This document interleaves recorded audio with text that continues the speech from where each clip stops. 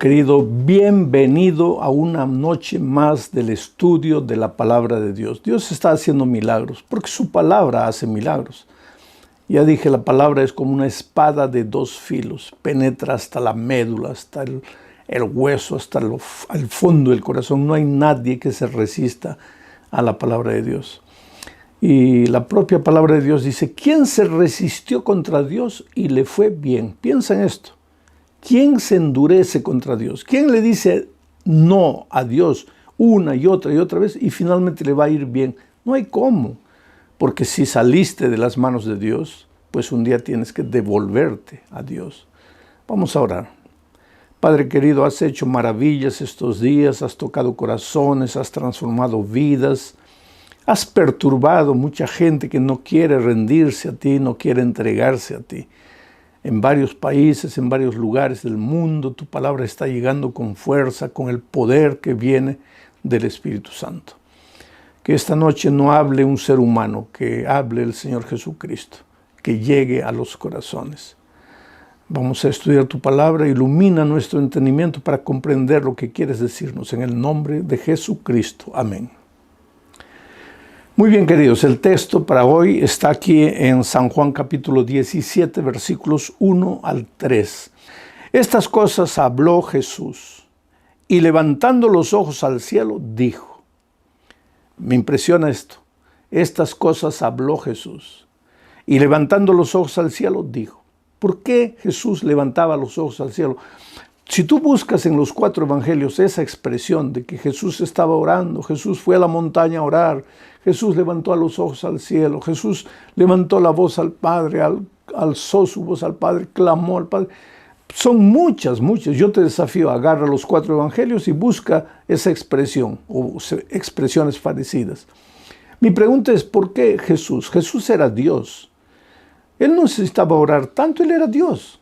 Pero es que cuando vino a esta tierra, Él hizo un pacto con su Padre, de que en esta tierra no usaría sus poderes divinos sin el consentimiento de su Padre. Porque si Él viniera a este mundo a vivir victoriosamente usando sus poderes de Dios, pues nosotros los seres humanos que somos a veces tan ingenuos, lo primero que diríamos, bueno, Jesús obedeció, Jesús cumplió, Jesús hizo todo, porque era Dios, Él tenía poder, pero nosotros somos pobres pecadores, no podemos. Entonces es injusto lo que Dios nos pide, porque Jesús sí pudo, pero nosotros no. No, Jesús se despojó, no digo se despojó, esa palabra estaría incorrecta. Jesús no usó, Jesús guardó sus poderes divinos. Seguía siendo Dios en esta tierra, nunca dejó de ser Dios, pero guardó sus poderes divinos. Hizo una especie de pacto con su Padre, de que en esta tierra no usaría sus poderes divinos. Ya lo dije la otra noche, por eso el diablo en el desierto se empeñaba en decir, si eres hijo de Dios, que el diablo quería que Jesús probara que era Dios. Y si Jesús lo hacía, pues estaba cometiendo un pecado. Por eso Jesús no usó sus poderes divinos. Entonces, ¿por qué vivió una vida victoriosa? ¿Y por qué hizo tantos milagros y tantos prodigios? Porque antes de hacer cualquier cosa, levantaba los ojos al cielo, clamaba a Dios. A veces pasaba toda la noche orando. Cuando bajaba la mañana siguiente, encontraba el valle del dolor, del sufrimiento, discípulos que no podían expulsar un demonio, y con el poder de su palabra remediaba todas las situaciones. ¿Por qué? Porque había levantado sus ojos al cielo. Pero lo que me impresiona de esta primera parte es que dice, estas cosas Jesús habló. Pero antes de hablar, levantó sus ojos al cielo. Tú ya imaginaste cómo sería tu vida si antes de hablar levantaras tus ojos al cielo. Porque a veces dices cosas que hieren, improperios, palabras horribles, feas, hieres el corazón de la esposa, del esposo, del hijo, del hermano, del vecino, del patrón, del jefe, del empleado. ¿Por qué tus palabras no son dulces? ¿Por qué tus palabras son ásperas, gruesas? Y te defiendes sobre el argumento, pues nací así, soy así, es mi carácter así. Claro que eres así, claro que naciste así. Claro que tu carácter es así, pero querido, Dios tiene poder para cambiarte. No es porque has nacido así que tienes que ser así y morir así. Dios tiene poder para cambiar tu vida.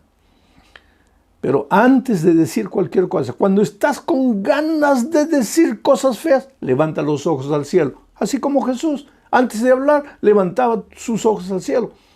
Y pues cuando levantes los ojos al cielo, el mal carácter va a desaparecer, la palabra fea que estaba para salir de tu boca va a desaparecer y tus palabras van a ser edificantes, capaces de construir, capaces de inspirar, capaces de llevar a las personas a soñar y a realizar.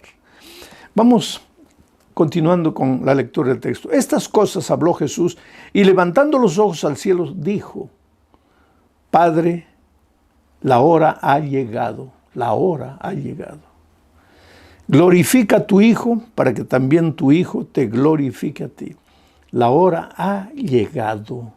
Para Jesús había llegado la hora de morir.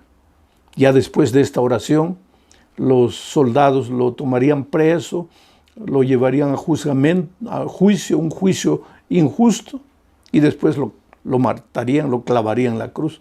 La hora de su sacrificio había llegado. Pero lo interesante es que a todos nosotros nos llega un día la hora. Por eso Salomón dice, hay tiempo de nacer, hay tiempo de morir, hay tiempo de reír, hay tiempo de llorar. Y a ti, mi amigo querido, la hora te ha llegado. ¿Qué hora? La hora de tomar tu decisión, la hora de bautizarte, porque ¿hace cuánto tiempo estás huyendo de la voz de Dios? Porque esa palabra que tu hijito te dijo el otro día, papito, ¿por qué no te bautizas? Es la voz de Dios a través de tu hijo. Es la voz de Dios a través de tu esposa, de tu esposo, de tu papá, de tu mamá, que tanto te dice, hijo, entrégate a Dios. Es la voz de Dios. Ha llegado la hora que te decidas. Y estos días son días de decisión. Entrégale la vida a Jesús. Pero, pastor, ¿por qué usted insiste tanto en que me decida? Porque cuando Dios te llama, querido, Dios te llama solo para hacerte el bien. Mira lo que dice el texto aquí. Padre, la hora ha llegado. Glorifica a tu Hijo para que también tu Hijo te glorifique. Quiere decir que cuando tú tomas tu decisión, porque a Jesús le había llegado la hora de morir, con su muerte iba a glorificar a su Padre. A ti te ha llegado la hora de morir, pero morir espiritualmente, en el santo bautismo. Y con tu bautismo ha llegado la hora de que glorifiques al Padre. Con una nueva vida, con una vida de productividad. ¿Por qué tienes que aceptar la invitación de Jesús? Porque Dios te llama, y Dios te llama porque te ama. Y cuando Dios te llama, solo quiere tu bien. Hace muchos años, cuando yo era niño, me gustaba mucho jugar el fútbol. Y mis hermanos, éramos 4 hermanos varones, pues jugábamos fútbol, pero pertenecíamos a una familia pobre. Nunca pudimos hasta ese momento comprar una pelota de cuero. En esos tiempos las pelotas eran medio ovales, ni siquiera redondas. Con el uso se hacía medio en forma de huevo. Eran unos bladders de jeve que se colocaban dentro del cuero, se inflaba con la boca o con un inflador y después se amarraba y se metía dentro de la propia pelota. Cuando venía la pelota para cabecear y tú cabeceabas, eso te hacía doler, te dejaba una marca en la frente, pero era lo que teníamos. ¿Y quién podía tener una pelota de cuero? Nosotros no teníamos. Jugábamos con pelotas de trapo. Yo era el encargado de fabricar las pelotas. Y para un partido de fútbol teníamos que fabricar unas 20, 30 pelotas, porque cada pelota de papel colocada en una media vieja, un trapo viejo cosida, duraba 5 minutos y se acababa. Entonces yo estaba fabricando las pelotas de trapo ahí, hiriendo la mano con la aguja, y de repente oigo la voz de mi padre, Alejandro. Y yo no me gustó, porque pensé, estoy aquí ocupado, el partido ya viene, necesito las pelotas, ¿para qué me llama? Otra vez, Alejandro. Y no quería levantarme, y por tercera vez, Alejandro, y yo conocía a mi padre. Era mejor correr, porque cuando él llamaba la tercera vez ya la cosa se ponía fea. Entonces dejé la pelota, fui a la sala para ver qué es lo que quería, y cuando entro ahí, lo encuentro a mi padre con una pelota de cuero, bonita, nueva, Yo no sé ni de dónde sacó el dinero el pobre para comprarme esa pelota. Y estaba ahí con la pelota. Y pues mis ojos se iluminaron y yo corrí y le dije, gracias papá. Y él agarró la pelota y me dijo, hijo, yo no debería darte esta pelota. Te la compré, pero no debería dártela. Porque cuando te llamé por la primera vez, tú no viniste. Y yo me puse triste. Y él me dijo, no, ven aquí, yo te la voy a dar. Y me entregó la pelota. Y después me dijo algo que nunca me olvidé. Hijo, recuérdate una cosa, cuando el papá te llama, nunca te llama para hacerte mal. Solo te llama para hacerte bien. Entonces, cuando el papá te llama, ve corriendo. Y eso es lo que te digo en este momento, mi querido amigo. Cuando el Padre Celestial te llama y hace rato que te está llamando, recuerda, Él no te llama para hacerte mal, Él solo te llama para hacerte bien. Entonces ve corriendo. ¿Por qué dudas? Por eso para ti llegó la hora de decidirte. A Jesús le había llegado la hora de morir. A ti también te ha llegado la hora de morir, pero espiritualmente. La muerte de Cristo, el santo bautismo. Pero bueno, entro en la esencia de mi mensaje hoy. Estas cosas habló Jesús y levantando los ojos al cielo dijo, Padre, la hora ha llegado, glorifica a tu Hijo para que también tu Hijo te glorifique a ti. Como le has dado potestad sobre toda carne, poder. Por eso antes de enviar a sus discípulos a predicar el Evangelio por el mundo les dijo, todo poder, toda potestad me es dado en el cielo y en la tierra. Como le has dado potestad sobre toda carne, Dios le ha dado al Hijo potestad. Oh querido, no hay nada que Dios, el Padre, el Espíritu Santo y el Hijo, no hay nada que Dios pueda hacer en la vida de las personas. Porque ellos tienen potestad. El Dios uno y trino tiene la potestad necesaria, suficiente para transformar tu vida. Como le has dado potestad sobre toda carne, para que dé vida eterna a todos los que le diste. O sea, Jesús tiene potestad para darte vida eterna. El título del mensaje de esta noche es Esperanza de vida eterna. La vida eterna no es una utopía, no es una fantasía, no es algo bonito que los seres humanos imaginaron, no. La vida eterna es una realidad. Pero Jesús te enseña el secreto de la vida eterna en el versículo 3 que dice, y esta es la vida eterna, que te conozcan a ti, el único Dios verdadero, y a Jesucristo, a quien has enviado. La vida eterna. Oh querido, todos los seres humanos tenemos instinto de eternidad, vocación de eternidad. ¿Sabes por qué? Porque nosotros no hemos salido de las manos de Dios para morir. Nosotros no fuimos creados para morir. Tampoco tenemos vida eterna, o teníamos, antes del pecado teníamos vida eterna inherente a nosotros. No. El asunto es que Dios nos creó para vivir a su lado. Y Él es la fuente de la vida eterna. Él es la propia vida eterna. Y mientras el ser humano se hubiera mantenido al lado de Jesús, pues hubiéramos tenido vida eterna. Así como nuestro carácter hubiera permanecido el mismo carácter de Jesucristo. Armonía, paz, felicidad. Adán y Eva nunca pelearon antes de que el pecado entrara. Dios quería que nosotros viviéramos con Él una vida maravillosa de compañerismo, pero el pecado nos separó de Dios y al separarnos de Dios, pues nuestra vida se va deteriorando, porque vida eterna solo Jesucristo. Y si tú quieres tener vida eterna, tienes que aceptar a Jesucristo y entregarle la vida a Jesucristo, o sea, devolverte a Dios. Y cuando tú te vuelves a Dios, pues te devuelves a la fuente de la vida eterna. Él es la vid. Tú y yo somos los ramos. Nosotros no podemos hacer nada por nuestra propia fuerza. Adán y Eva tenían vida eterna, fueron creados con vocación de vida eterna. Por eso hoy, porque Adán vivió 900 y pocos años. Nosotros hoy día con 100 años ya estamos arrastrando los pies. Porque a medida que el tiempo fue pasando, nos fuimos separando de Dios. nuestra vida se fue deteriorando, pero en el fondo, aunque tengamos 80, 90, 100 años, estemos arrastrando los pies, no queremos morir, no queremos morir.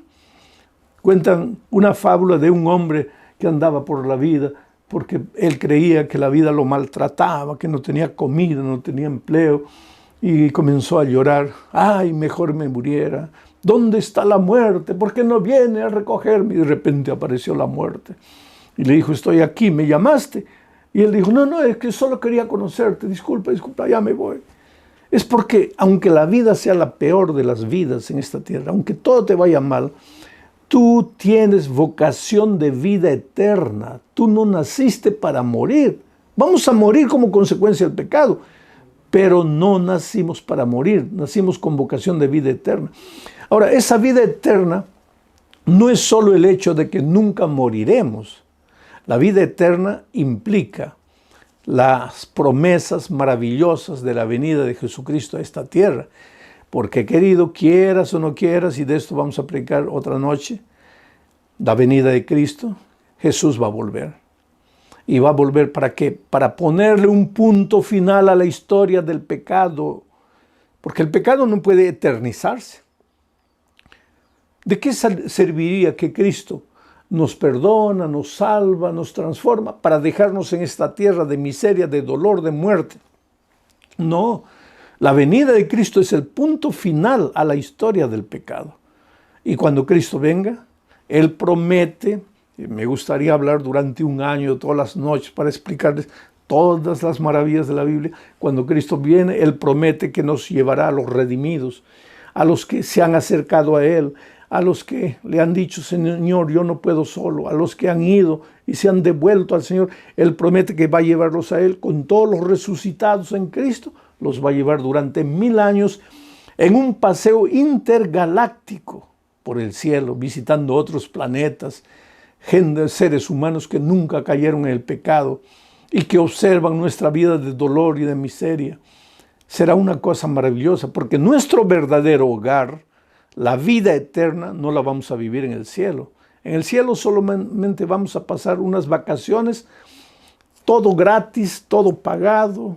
No necesitamos avión porque junto con los ángeles seremos transportados de planeta en planeta. Viviremos allá 1000 años, pero al terminar los 1000 años volveremos a la tierra. Esta tierra será destruida, consumida, purificada, transformada, será limpiada de raíces. El texto bíblico dice que del pecado no quedará ni raíz ni rama. Y entonces nuestro hogar eterno, nuestra vida eterna será vivida aquí en la tierra para siempre. Ahora, ustedes vieron un video corto que se viralizó ahí porque alguien cortó de mi predicación ese pedacito y lo soltó por ahí, de un diálogo que yo tuve, porque este es un cuadro que quiero imaginar contigo. Ahora, vamos a imaginar que tú no crees en Dios.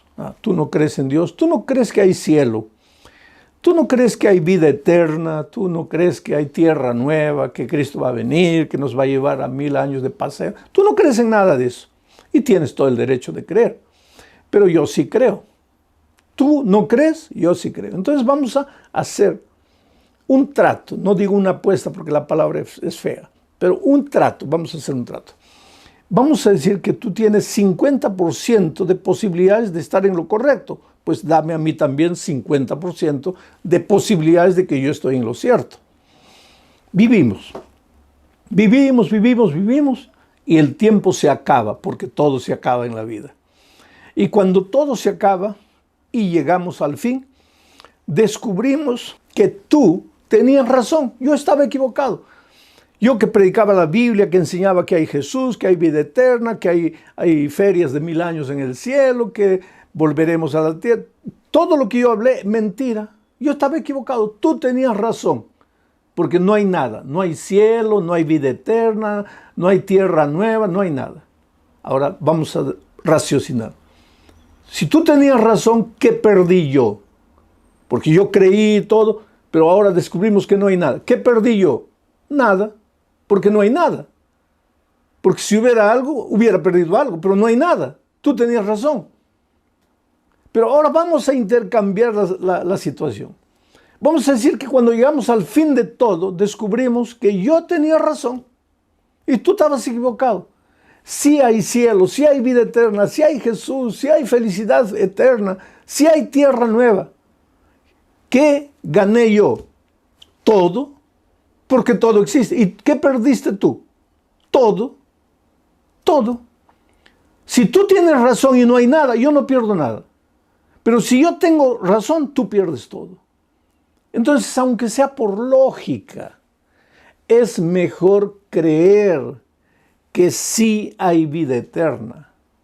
Pero querido, a veces nosotros somos tan filósofos, nos gusta racionalizar las cosas. ¿Estoy vivo o no estoy vivo? Los filósofos antiguos, pienso, luego existo. Ser o no ser es la cuestión. Toda la vida es sueño. Y los sueños, sueños son. Qué palabras bonitas de decir. Pero querido, agárrate la mano, pellízcate. ¿Te duele o no te duele? Estás vivo, querido. No importan las palabras, no importan las filosofías. Estás vivo. Estás con hambre, no has comido todo el día. Estás sufriendo, estás sin empleo, tienes familia. Tu hogar se está deteriorando, tu hijo está en las drogas. Estás con miedo del COVID, has perdido el empleo, no sabes cómo pagar tus cuentas, estás vivo, eres una realidad. ¿Para qué filosofar? ¿Para qué racionalizar? Y lo maravilloso de todo, querido, que este libro que tengo en mis manos es el libro más despreciado en el mundo, pero el más amado también. Tú sabes que de todos los libros que existen en el mundo, este es el libro más traducido y más distribuido que cualquier otro libro. Inclusive que el Corán de los musulmanes, todos los libros. No hay un libro que haya sido traducido a tantos idiomas, más de 1300 idiomas, la Biblia entera o pedazos de la Biblia, libros, Nuevo Testamento, Antiguo Testamento, en fin. Este libro es amado, es odiado, pero este libro ha hecho maravillas en la vida de gente que ha creído. Y yo le agradezco a Dios, porque un día este libro llegó a las manos de mi madre. Y tú sabes que con mi madre sucedió un milagro, porque mi madre no sabía casi leer ni escribir. No sabía. El otro día alguien me dijo, pastor, no cuente eso, que su madre no sabía leer ni escribir. Es una vergüenza. ¿Vergüenza para quién? Este es un milagro divino, querido. Y yo no tengo ninguna vergüenza de decir que mi madre prácticamente no sabía leer y escribir, pero que el Evangelio llegó a su vida y yo soy hoy lo que soy. Por la gracia de Dios he escrito más de 50 libros, todo el hijo de una mujer que casi no sabía leer ni escribir. ¿Por qué? Por el milagro. La palabra llegó a las manos de mi madre y ella no podía leer. Cuando le enseñaban bien, cuando le instruían, le explicaban bien, pero ella quería alimentarse por sí misma, ella quería leer la palabra, pero no podía leer.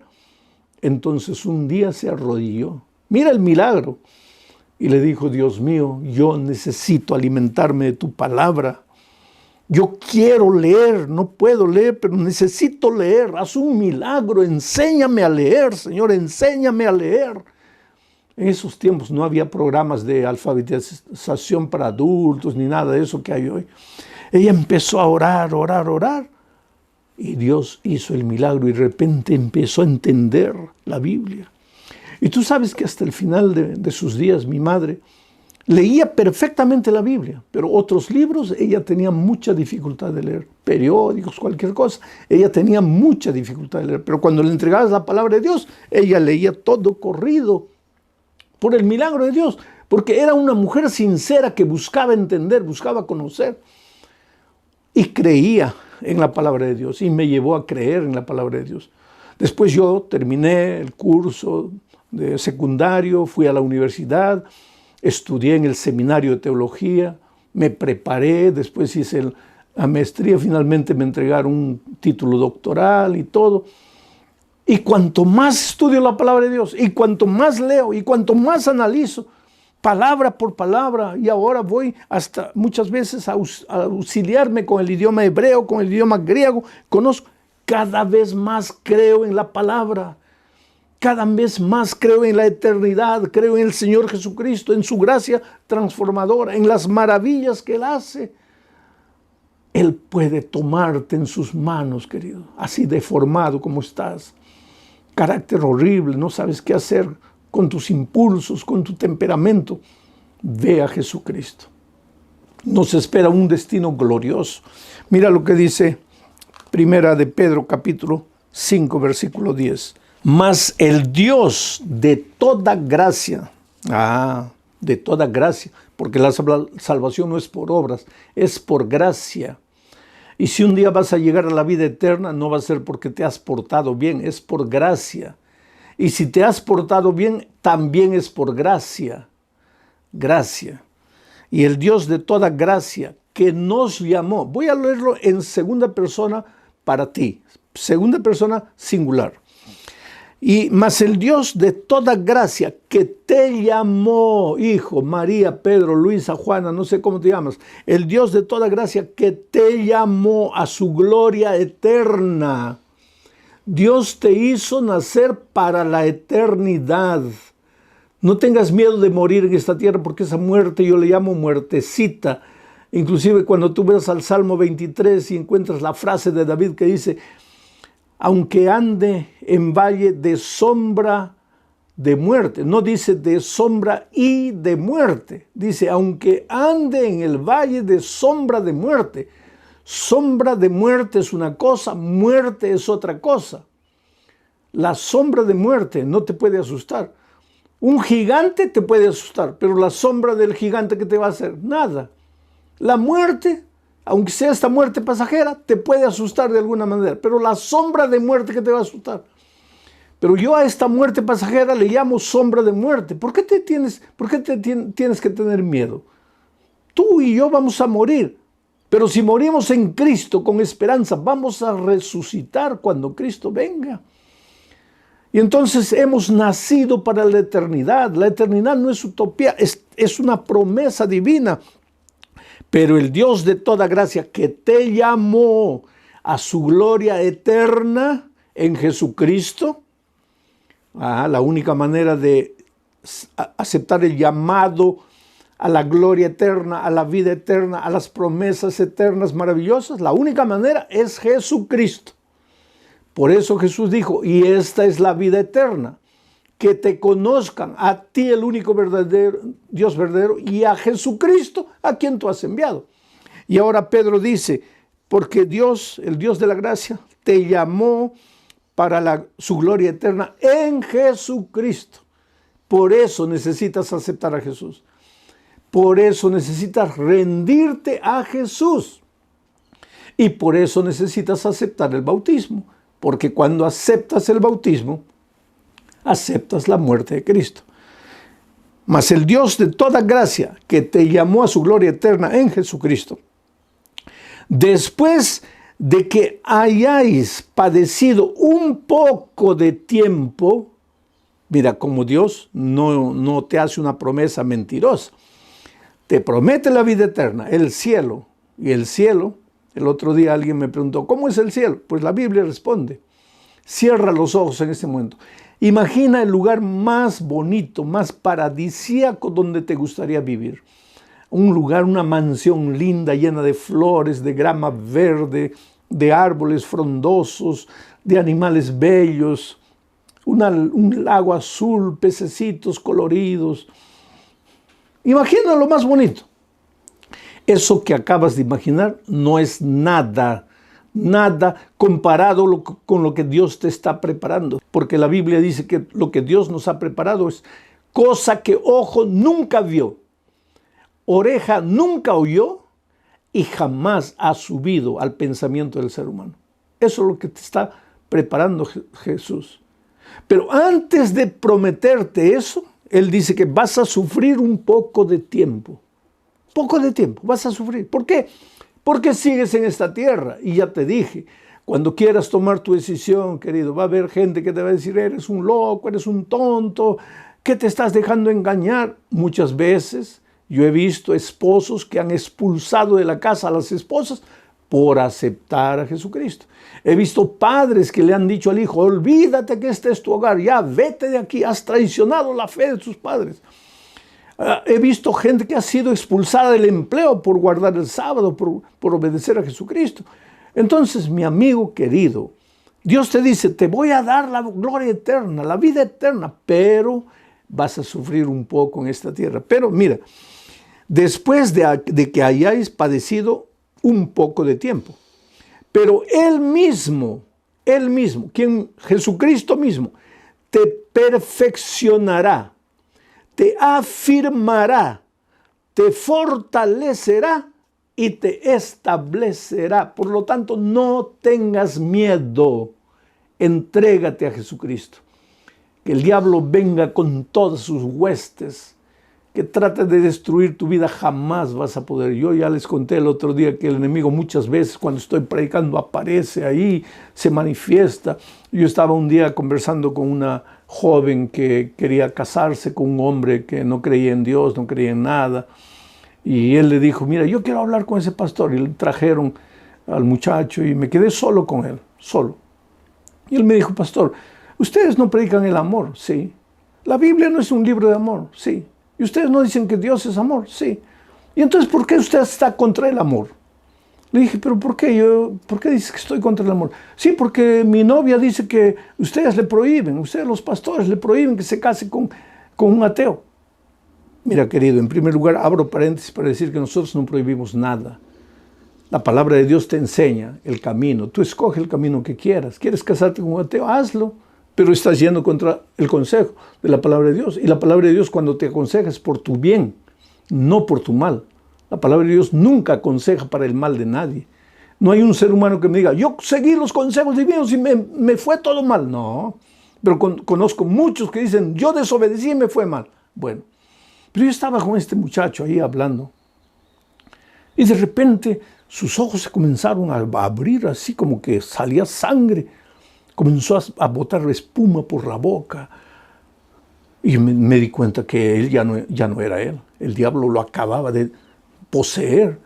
Y entonces con una voz ronca él me miró así ladinamente y me dice, te voy a matar. Escúchame, te voy a matar. Déjame tranquilo, te voy a matar. Y querido, yo siempre digo, jamás hables con el diablo. Con el diablo no se habla. Ah, pero Jesucristo le dijo, sal de aquí. Bueno, Jesucristo era Jesucristo. Yo no soy Jesucristo. Pero yo tengo a Jesucristo. Entonces yo, en lugar de hablar con el diablo, yo hablo con Jesús.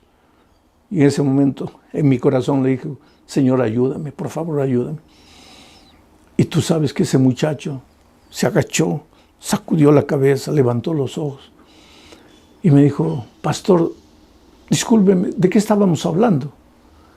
Él ni siquiera se dio cuenta que en un momento de nuestro diálogo fue poseído por el diablo. Porque el diablo es real, querido. El diablo es real. El diablo va a hacer todo lo posible para destruirte.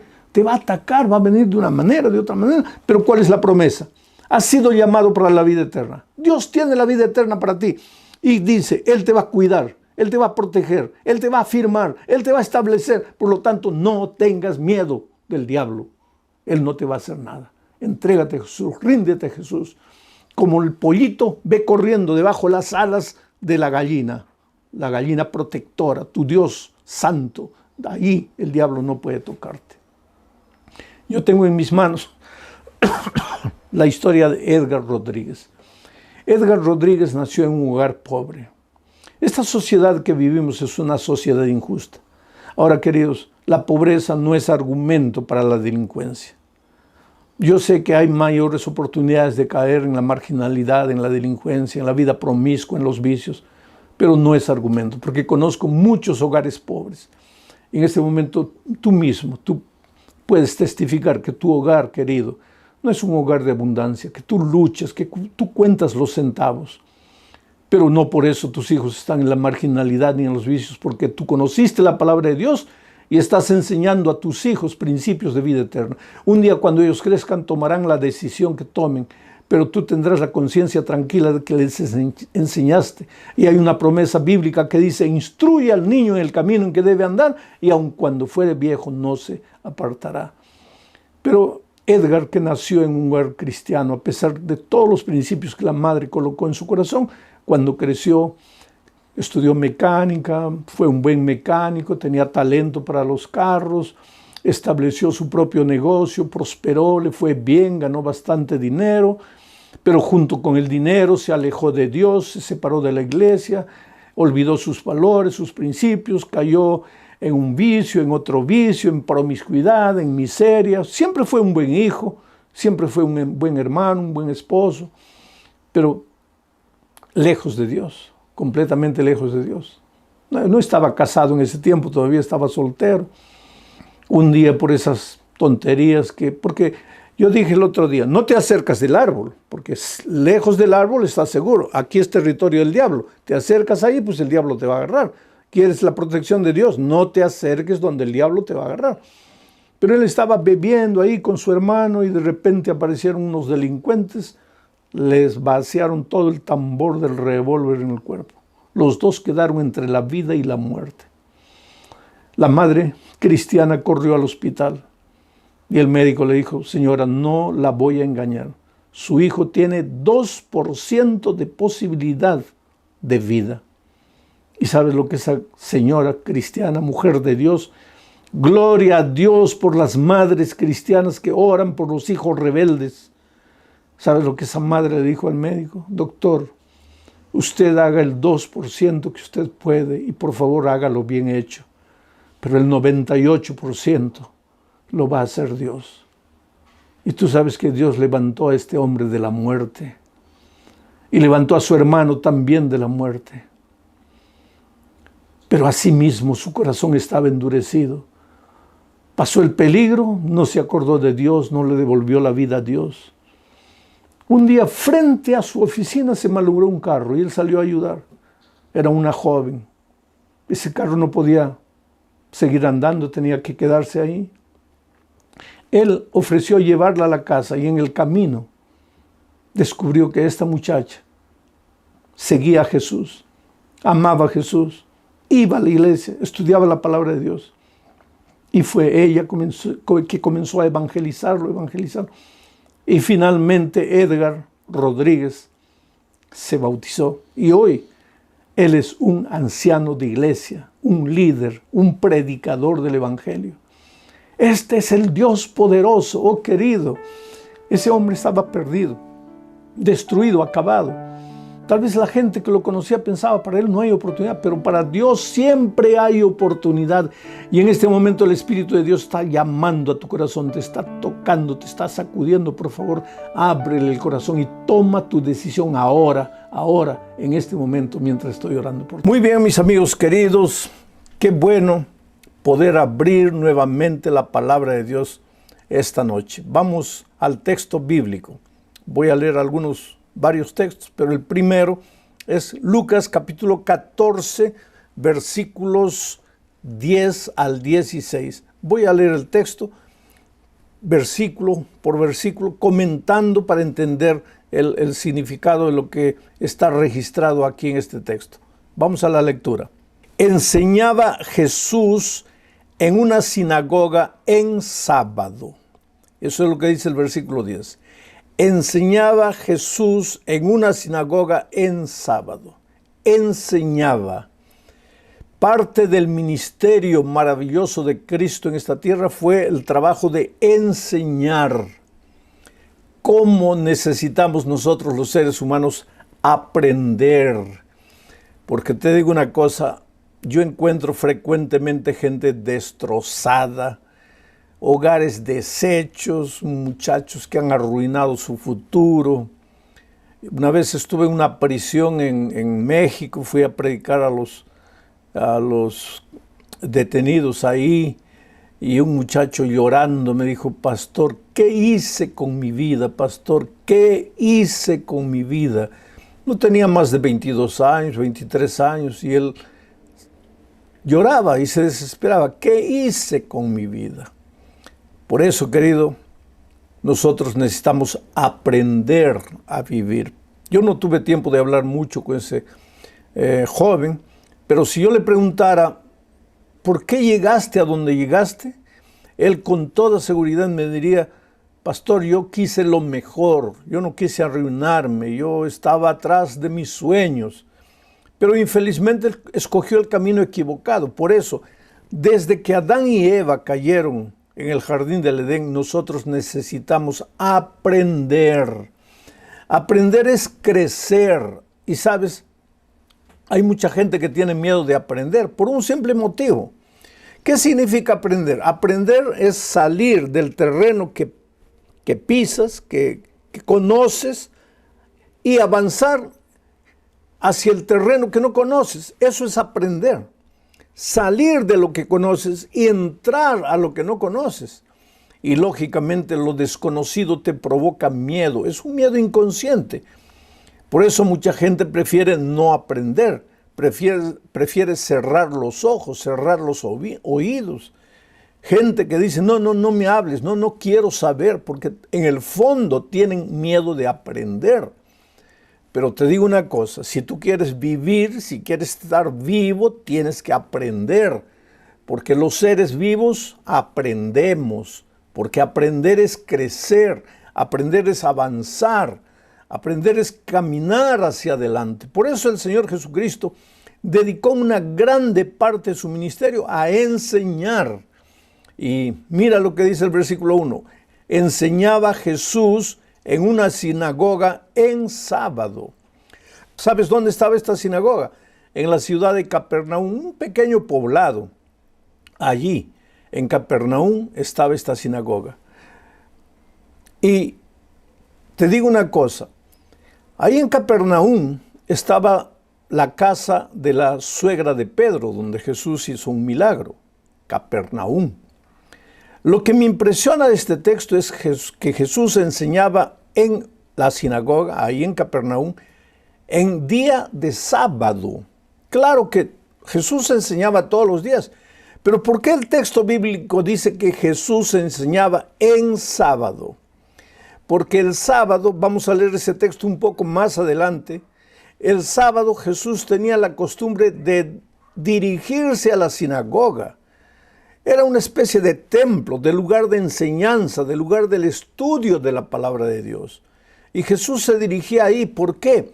Porque el sábado él tenía la costumbre de dedicar a enseñar la palabra de Dios.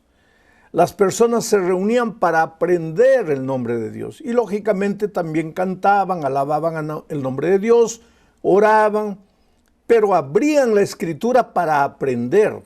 Jesús, por algún motivo que vamos a ver más adelante, los sábados tenía la costumbre de dirigirse a la sinagoga para estudiar la palabra de Dios.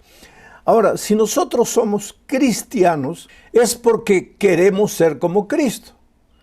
Si nosotros somos discípulos, es porque somos seguidores de Jesús.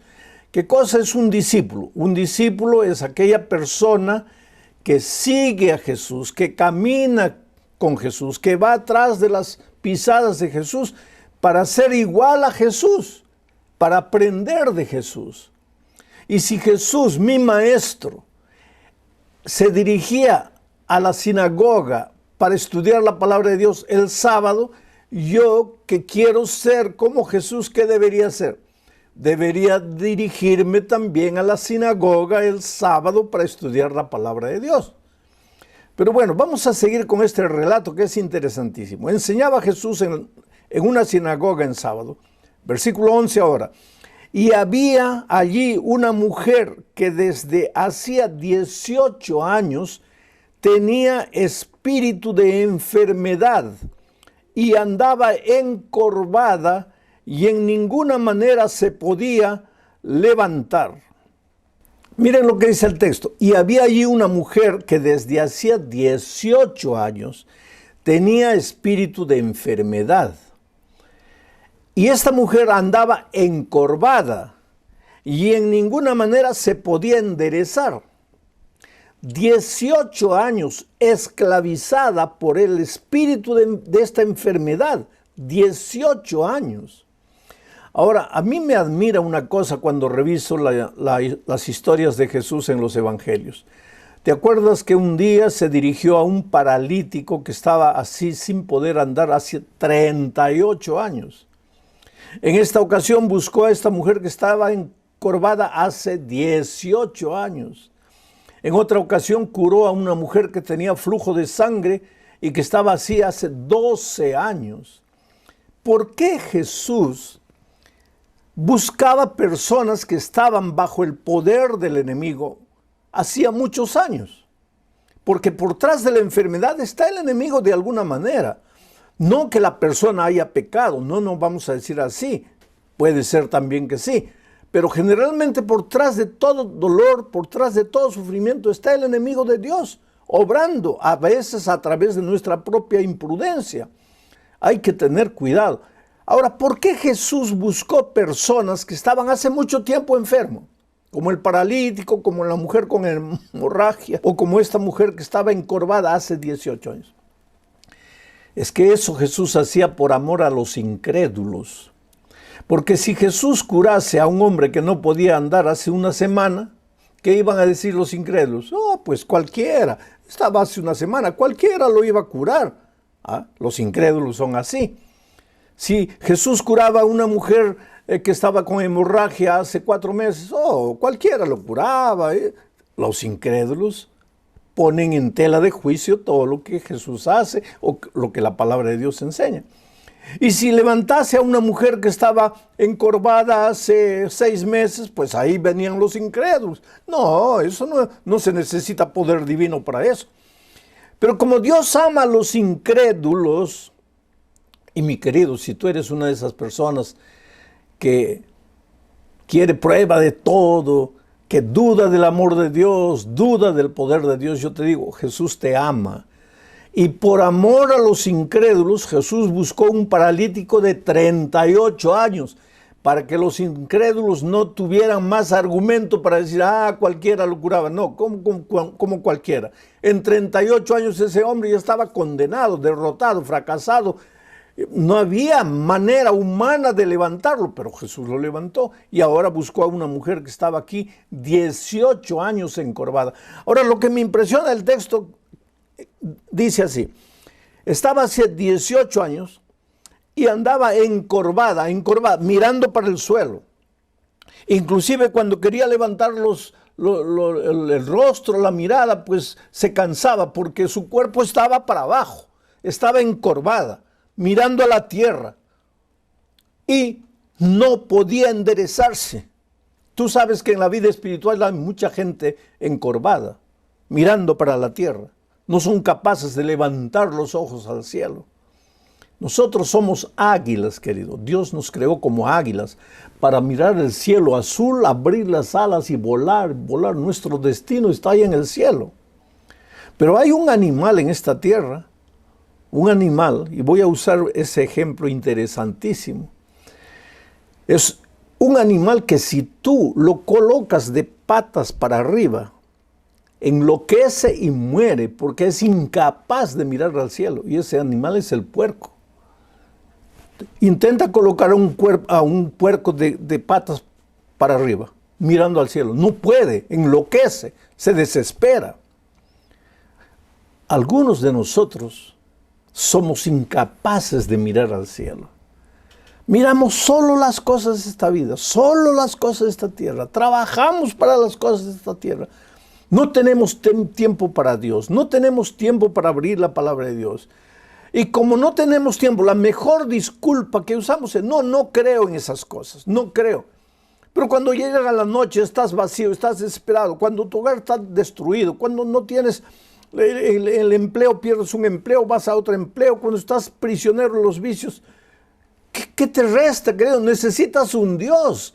En algún momento tienes que ser capaz de levantarte. Estás encorvado, levántate.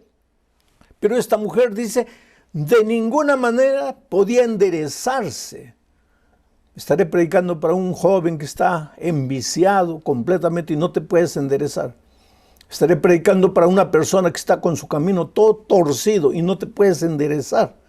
Pues este mensaje es para ti. Porque mira lo que hizo Jesús. Ahora vamos al versículo 12.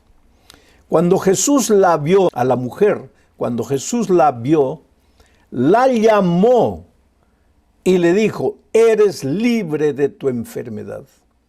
3 cosas hizo Jesús. Primero, la vio. Porque querido, aunque tú te escondas en el punto más lejano del universo, Dios te ve. Dios conoce tu vida. Tu vida está en las palmas de las manos de Dios. Él sabe cuánto dinero tienes en el bolsillo. Él sabe que hoy es tu cumpleaños y nadie se acordó de ti. Él sabe que tu hogar está semidestruido. Él sabe que cargas un pecado escondido. Él sabe todo. Él te ve. Él te ve.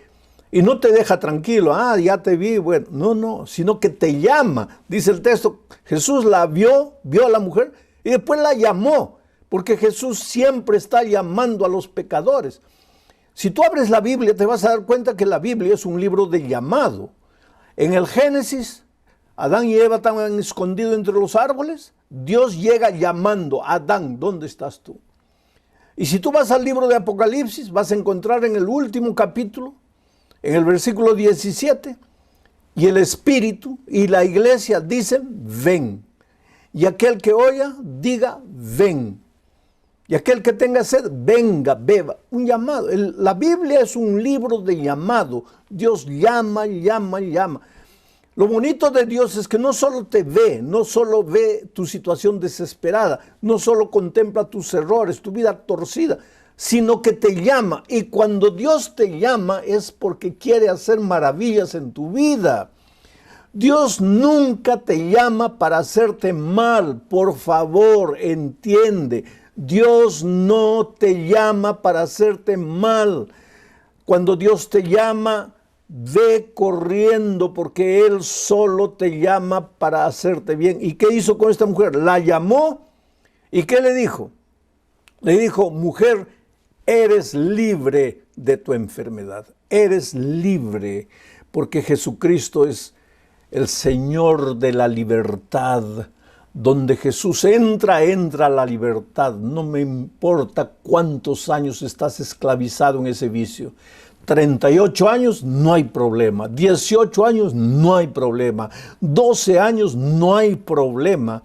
Porque cuando Jesús te ve y te llama y tú vas, ahí Él te dice, yo te declaro libre. En este mismo instante, en el nombre de Dios, yo te digo, ese cigarro que fumaste antes de conectarte al mensaje de esta noche fue el último cigarro que fumaste. Esa droga que usaste esta mañana es la última droga. Esa bebida que bebiste hace 4 horas es la última. Porque cuando Jesús entra a tu vida, Él te declara, estás libre. Y en este momento, a través de su palabra, el Señor Jesús se dirige a ti y te mira a los ojos y te dice, estás libre. Y tú cree. Pero si tú no abres el corazón, si cuando Él te llama tú no vas, el Señor no puede hacer nada, porque yo siempre digo que Jesús es la persona más cortés que yo conozco. Él podría entrar en tu corazón por la fuerza, Él es Dios, pero nunca lo va a hacer. Él va a respetar tu libertad. Él te llama, pero eres tú el que tiene que ir. Eres tú el que tiene que aceptar. Él no va a hacer nada por ti a la fuerza. Vamos al versículo 14. Dice, pero un alto dignatario de la sinagoga, un judío, enojado de que Jesús hubiera sanado en sábado, dijo a la gente, 6 días hay en que se debe trabajar en estos, pues venid y sed sanos, y no en sábado. Qué cosa maravillosa. Por un lado, la maravilla de la curación, de la liberación de esta mujer, pero por otro lado, qué cosa triste, la actitud de este hombre. Estaba delante de un milagro de sanidad. Una pobre mujer que durante 18 años había cargado el dolor, la vergüenza, incapaz de mirar para arriba, incapaz de enderezarse. Ahora, por el poder de la palabra de Jesucristo, fue curada. Y cuando todo el pueblo debería haber levantado las manos al cielo y glorificado el nombre de Dios y decir: Señor, gloria a Dios, amén. El dignatario de la sinagoga, el maestro de los judíos, se dirigió al Señor Jesucristo y le dijo: ¿qué estás haciendo en sábado? Y reprendió a la multitud: ¿por qué vienen el sábado? ¿No tienen 6 días para hacer esas cosas? Hoy es sábado, día sagrado del Señor. ¿Por qué están haciendo esto? Pobre judío, el dignatario de esa sinagoga no había entendido el significado del sábado. Oh, mi querido amigo, tú sabes que hay mucha gente sincera que no entiende el significado del sábado. Hay gente que en lugar de adorar a Jesús, adora el sábado. Ese es un riesgo que mucha gente sincera puede correr. Que el sábado es más importante que Jesús. Que no hacer esto, o no caminar para allá, o no trabajar aquí, puede ser mucho más importante que la salvación de una persona. Hay mucha gente que piensa que guardar el sábado es cruzarse de brazos tranquilo y no hacer nada. No, querido, no es eso. El sábado no fue creado, no fue establecido para no hacer nada. El sábado fue establecido para hacer muchas cosas para Dios. Alabar el nombre de Dios, dirigirse al templo para estudiar la palabra de Dios, cantar, orar y después ayudar a las personas, predicar la salvación, llevar la salvación. Esa es la esencia del sábado. Pero como a veces algunos tienen la actitud de este maestro judío que se enojó porque Jesús había curado en sábado, como esa actitud es una actitud reprensible, hay mucha gente que ya se va al otro extremo y dice: no, el sábado no es para los cristianos, el sábado fue para los judíos. Oh, querido, ¿cómo es que el sábado fue para los judíos? Si cuando Dios creó el mundo, lo creó en 7 días, y el texto bíblico está en el libro de Génesis, no lo vamos a leer, capítulo 2, versículos 1, 2 y 3, dice que fueron creados los cielos y la tierra en 6 días, y el séptimo día, el sábado, el Señor hizo 3 cosas. Primero, descansó el sábado. Segundo, lo bendijo. Y tercero, lo santificó. Ahora, ¿habían judíos en ese tiempo? No, no habían judíos. El sábado no fue establecido para los judíos, el sábado fue establecido para el ser humano. Dios descansó. ¿Por qué descansó?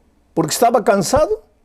¿Cansado de 6 días trabajando, creando el universo? Entonces se cansó y tuvo que descansar. No, querido, Dios no se cansa. Entonces, ¿por qué descansó? Para darte ejemplo.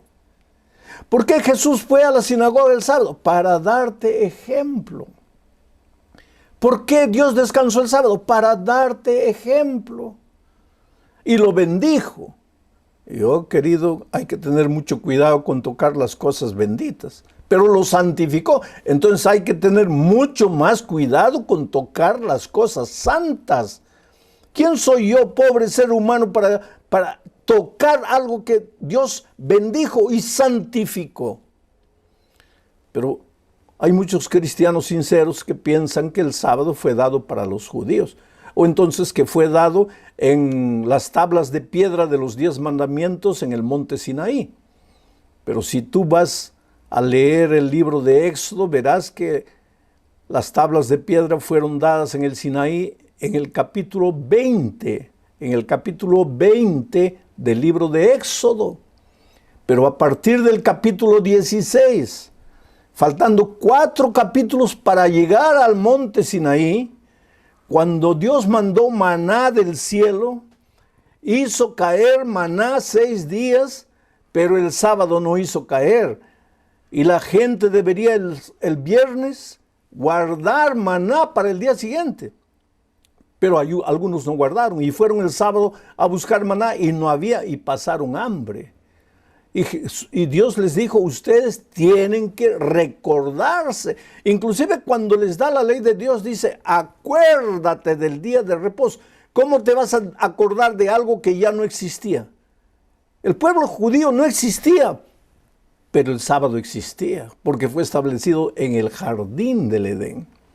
Y por eso cuando Jesús estuvo en esta tierra, pues para darnos ejemplo iba al templo. Por eso voy a leer el texto de Lucas 4, del versículo 16 al 19. Dice así: el Espíritu del Señor está sobre mí. ¿Quién está diciendo esto? El Señor Jesucristo. El Señor Jesucristo se dejaba dirigir por el Espíritu. Fue engendrado en el Espíritu. Fue llevado a Egipto por el Espíritu. Inició su ministerio en el Espíritu. En la hora de su bautismo, el Espíritu estaba en forma de paloma. El Espíritu lo llevó al desierto. Y ahora cuando inicia su ministerio en la ciudad de Capernaum, es el texto que estoy leyendo de Lucas 4, 16 al 19, dice Jesús, el Espíritu del Señor está sobre mí. ¿Y para qué? ¿Qué es lo que el Espíritu hizo con Jesús? El Espíritu del Señor está sobre mí por cuanto me ha ungido para dar buenas nuevas a los pobres. Me ha enviado a sanar a los quebrantados de corazón, a pregonar libertad a los cautivos y vista a los ciegos, a poner en libertad a los oprimidos y a predicar el año agradable del Señor. ¿Y cuándo dijo esto Jesús? En el día del sábado. Él se dirigió al templo a alabar a Dios, a leer el texto bíblico, a estudiar la Biblia. ¿Y llevado por quién? Por el Espíritu. ¿Por qué tanto énfasis en el sábado? Porque el sábado es un símbolo de la redención. Te voy a explicar esto. En el jardín del Edén, Dios terminó la creación y estableció el sábado. Y el sábado se levantó como un monumento de la creación. Tú no puedes decir, yo creo en la creación, si no guardas el sábado o si no crees en el sábado. El sábado fue un monumento de la creación. Pero ahí vino el diablo, arruinó toda la obra creadora de Dios. ¿Y Dios se quedó tranquilo? No, envió al Señor Jesucristo para restaurar la obra que el diablo había destruido. ¿Y qué hizo Jesús? Desarrolló su ministerio, guardó el sábado, enseñó el sábado, dejó el ejemplo en sábado, hizo milagros en sábado, 7 milagros de Jesucristo en sábado. Y finalmente, Él expiró en la cruz del Calvario, en el Espíritu. Todo en el Espíritu. El Señor Jesucristo realizó su ministerio de redención, de transformación en el Espíritu del Señor. Pero ahora Jesús muere un viernes en la tarde. Y el sábado descansa en la tumba. Y el domingo resucita y continúa su obra maravillosa de redención. Ahora el sábado se levanta como un monumento de la redención. En el principio se levanta como un monumento de la creación. En la muerte de Cristo se levanta como un monumento de la redención. Si tú crees en la creación, tienes que aceptar el sábado. Y si tú crees en la redención, tienes que aceptar el sábado. Pero el otro día yo encontré una persona que me dijo, pastor, pero el sábado ya fue clavado con Jesús en la cruz del Calvario. Cuando Jesús murió en la cruz se acabó el sábado. Ahora, como Jesús resucitó el domingo pasa a ser el día del Señor. Y yo te digo una cosa, querido. Si yo encontrara un solo versículo en la Biblia que dijese, porque Jesús resucitó el domingo, a partir de hoy el sábado ya no es más santo. Ahora el domingo es el día del Señor. Yo sería el primero en obedecer la orden de mi maestro, porque quiero caminar en las pisadas del Señor Jesucristo. Pero no sucedió eso. Al contrario, miren lo que dice Lucas capítulo 23, versículos 54, 55 y 56. Ya Jesús había muerto. Era día de la preparación. ¿Qué es el día de la preparación? Viernes, el día de la preparación para el sábado. Era día de la preparación y estaba para comenzar el sábado, clarito. Las mujeres que lo habían acompañado desde Galilea lo siguieron y vieron el sepulcro y cómo fue puesto su cuerpo. Jesús ya estaba muerto, ahora colocaron su cuerpo en el sepulcro. Las mujeres vieron todo eso. ¿Qué mujeres? María, la madre del Señor, María Magdalena, otras mujeres.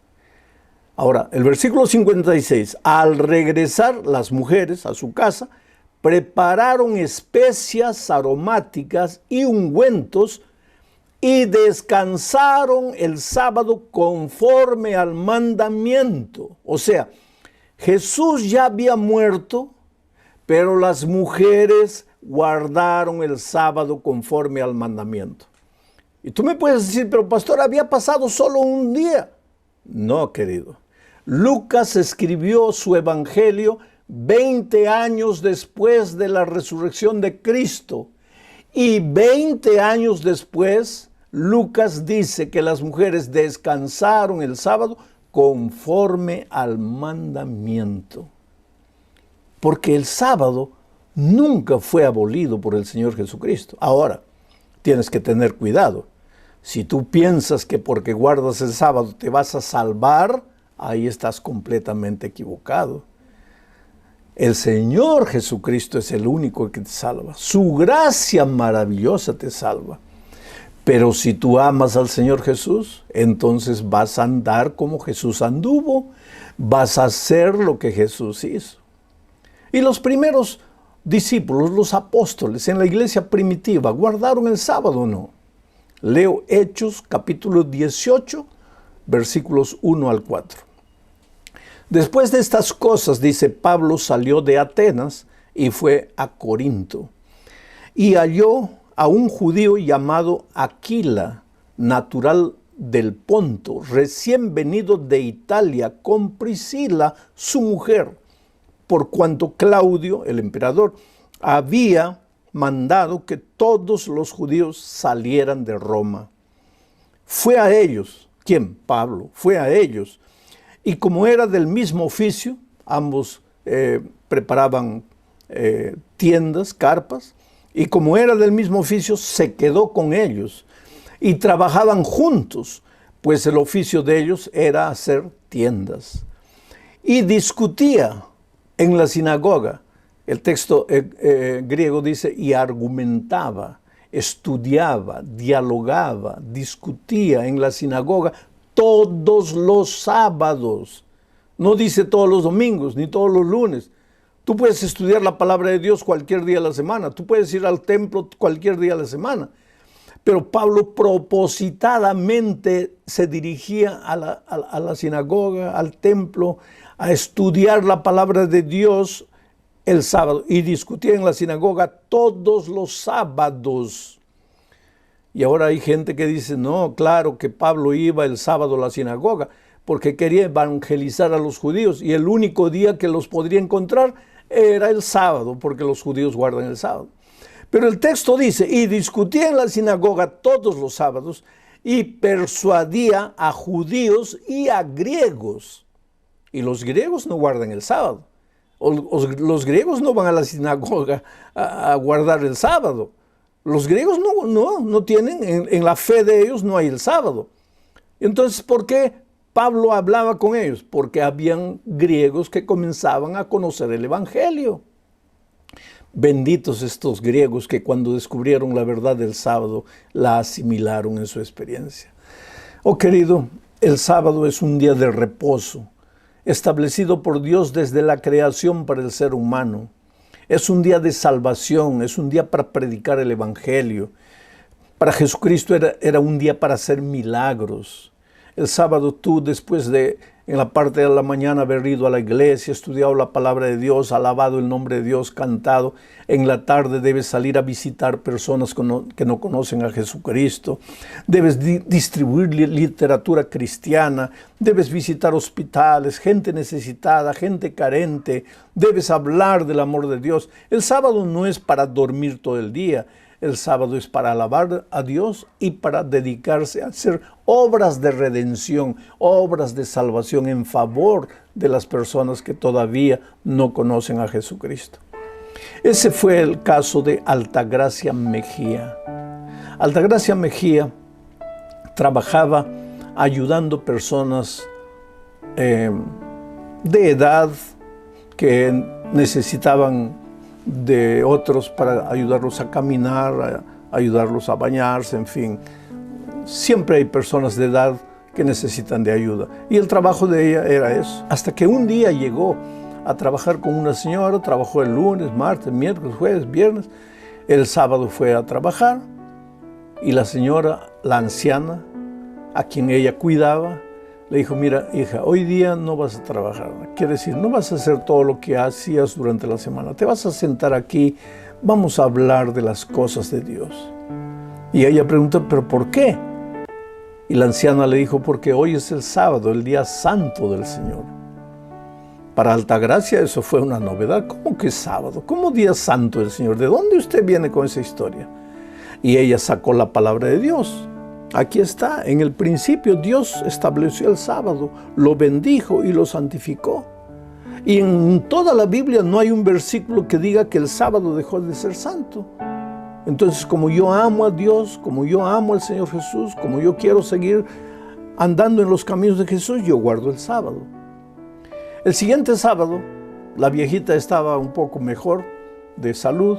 Y le dijo: mira, hoy no nos vamos a quedar en casa, hoy vamos al templo. Yo me estaba quedando en casa porque no podía andar, pero hoy con tu ayuda vamos al templo. Yo quiero alabar el nombre de Dios. Y la llevó allá al templo, y Altagracia por primera vez en su vida escuchó la palabra de Dios siendo predicada. Y el Espíritu de Dios trabajó en su corazón. Y entonces la viejita comenzó a estudiar la Biblia más y más con ella. Y Altagracia era una mujer sabia. ¿Por qué? Porque quería crecer. Porque quería crecer. Y todos los que quieren crecer tienen que aprender. Y ella fue estudiando la palabra de Dios y pues fue aprendiendo y entendió que el sábado no salva a nadie, pero solamente Jesús salva. Sin embargo, aquellos que son salvos por Jesucristo se deleitan en hacer la voluntad de Dios. Y entonces Altagracia empezó a guardar el sábado. Y hace algún tiempo atrás Altagracia se bautizó. Solo que antes de su bautismo ella tuvo mucha dificultad porque ella no estaba casada. Ella convivía con un hombre. Y un hombre que no quería saber nada de la palabra de Dios. Y cuando se enteró que Altagracia estaba yendo a la iglesia, la amenazó. Inclusive la amenazó de muerte. O tú te quedas conmigo o tú te quedas con tu iglesia. Y Altagracia tuvo que salir de casa con su pequeña hija para seguir a Jesús. Y salió de casa y Dios la bendijo, porque Dios nunca deja a un hijo desamparado. Dios la ayudó y hoy día Altagracia se deleita en la iglesia de Dios. Dios la bendice, nunca le ha faltado comida, Dios la protege juntamente con su hija. Pero ella tuvo que tomar la decisión en algún momento de la vida. Ahora yo te pregunto, ¿qué esperas tú para decidir? ¿Qué esperas tú para aceptar a Jesús? ¿Hace cuántos años tú andas encorvado en esta vida, mirando solo las cosas de esta tierra? ¿Ya no crees que ha llegado el momento de levantarte, de mirar al cielo, de mirar las cosas espirituales, de enderezar tu camino? Pues entonces oye la voz de Jesús que te llama. ¿Y te llama para qué? Para declararte libre. Entonces ahí donde estás, acepta el llamado del Señor Jesucristo. Expresa tu decisión a través del internet, a un amigo que está a tu lado, a la persona que te invitó para que mires el programa. Expresa tu decisión y recuérdate, tú eres precioso para Dios. cómo eres precioso, cómo Dios te ama, querido. En este momento tal vez estás pasando por un momento difícil, las cosas no andan bien en casa, está todo mal, tú no ves luz al fondo del túnel, estás llorando, pero Dios te ama, Dios te ve y te llama para ayudarte. ¿Aceptarás su invitación? ¿Vendrás a Jesús?